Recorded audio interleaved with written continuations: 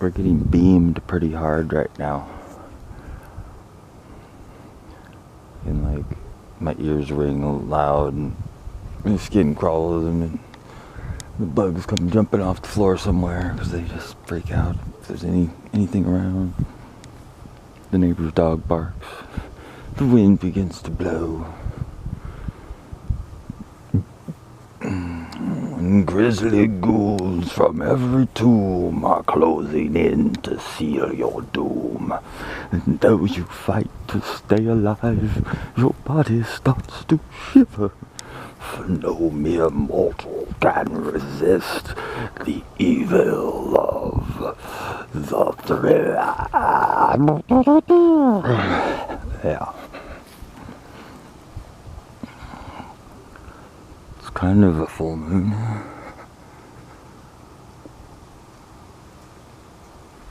I came out to see if it was the little plane or the jetliner or just the 5G service.